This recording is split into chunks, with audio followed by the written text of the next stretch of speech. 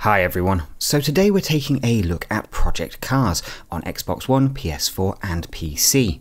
All the footage you're seeing here is taken from the PC version of the game, running at 1080p 60 frames a second, with pretty much everything turned on to high, apart from shadows, they're just on medium. So first off, what is Project Cars?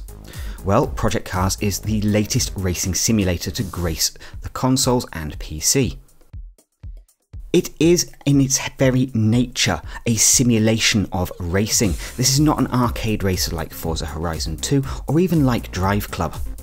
This is a much more professional game from that point of view. It treats its subject matter seriously, it treats its cars seriously, its tracks seriously, and most importantly, its racing dynamics seriously. Now, the most obvious thing really to say here is this is a truly beautiful looking game, and because of the way the developers have built this title, it doesn't matter which system you play it on, you're going to have a lot of options for how you set up not just your races, but the actual graphics as well. Now this becomes really important when you consider that this game is capable of having over 30 cars, i.e. 30 other racers on a track at any one time. Now, your graphical hit, as it were, your performance hit, is going to be directly dictated by how many cars you have on the track and the weather conditions you set up. Now, this is both a plus positive and a bit of a negative, because this does mean that no matter what system you're playing on, you can crank your settings, as it were, to produce a rather poor frame rate. For instance, on the consoles, trying to have too many cars on screen plus heavy weather effects will drop your frame rate to just above 30 frames a second. It'll bounce around between sort of 33 to 40 frames a second going into the corners. On PC, you will find that you will still see these very heavy graphical impacts when you have weather effects turned on, although obviously depending on the video memory you have in your graphics card will depend on how many cards you can get on screen without taking too much of a performance hit.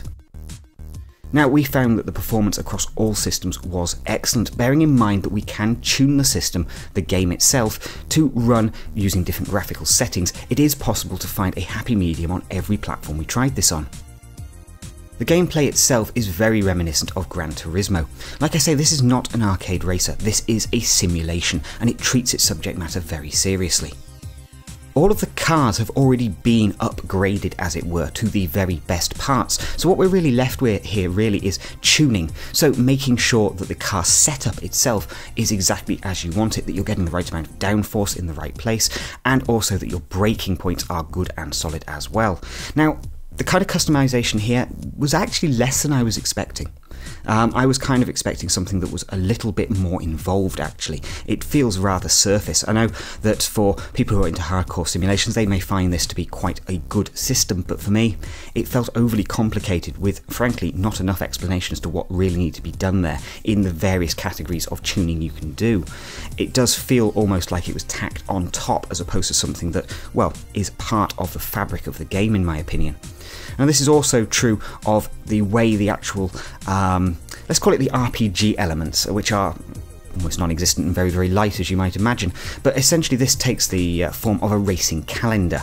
You choose which type of skill level you have, as it were. So you can start off in the amateur league and go up to pro and so on, or you can start in pro and just play with the very fastest cars. But the way the kind of calendar system hangs together, it doesn't feel like it's particularly engaging to me. It's not giving me a well-defined reason to keep playing, which is a bit of a shame. I really would have liked something that felt a little bit more like, well, an event. Something that kind of tied all of the various events and races that we're going to be doing into a kind of a narrative. At the moment, it's a very loose narrative delivered through emails. Yes, in-game emails from your race director. And it says strange things like, you know, your race engineer is looking forward to meeting you and talking to you and all this, but there is no race engineer. The information and advice this supposed race engineer is going to give you is, well, not something I've been able to clearly define. I assume it's within the tuning and setup area where you can get very basic information about how to set up your car. It does feel very thin, I'm afraid. However, when we actually get into the meat of this game, which is this racing simulation, that is really where Project Cars absolutely comes to life. I have played a lot of racing simulators over the years, going right the way back to Gran Turismo, and there is a lot to really love here in the way the physics handles for the cars, every bump in the road, every little drop of traction you get coming through corners, even down to the way your tyres need to warm up first before you're going to have any decent grip. Usually by your second lap you can feel that the car is really hugging the road. It all feels so realistic. And it's just a dream to drive. It's not frustrating like Drive Club. People have said the AI here is either too aggressive or too dumb. AI is a very subjective thing. What I've found is the AI gives you just enough of a push to keep you feeling like you're on the edge of your seat, especially at the kind of 50% difficulty levels. Drop the difficulty down, 40%, 30%, and you'll find that you'll be able to pull ahead of the pack quite easily. But I didn't find that the AI was deliberately trying to ram me off the road or anything like that. In fact, I've seen plenty of incidents of actual collision avoidance going on by the AI, something that Drive Club doesn't really seem to know anything about. The selection of cars and tracks here feels pretty good, not quite as good as some of the big leading racing games. For instance, there's no Italian-made cars here, and in fact, it's almost a case of who's missing is a much larger barrel than who has been included. You'll find a lot of American cars here, and you'll find a lot of British cars here. That's kind of to be expected, this coming from a British developer, and it's certainly nice to see things like the Lotus in there. But it would have been nice to see some licensed cars, for the simple reason really that a game like this without a Ferrari or a Porsche just feels like it's missing content. When we look at the tracks, they have been beautifully detailed and very well designed, as you might expect, being taken from real-world track locations. Even down to things like graffiti on the track is beautifully well captured here, and the environments feel really good even when they're rushing past at 130 miles an hour. Because of the way the cars handle and the physics and the tyre wear and tyres needing to heat up, every track, depending on the road surface and conditions you select, are going to make a big impact on how the game actually plays. No one race is ever the same, and you will find yourself needing to restart frequently, I'm afraid, especially if you happen to have a really bad first few corners.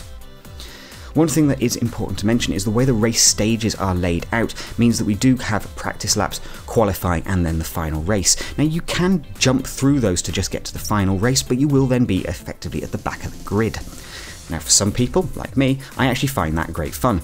There's nothing finer than battling your way through 30 odd cars right up to the front of the pack and then winning.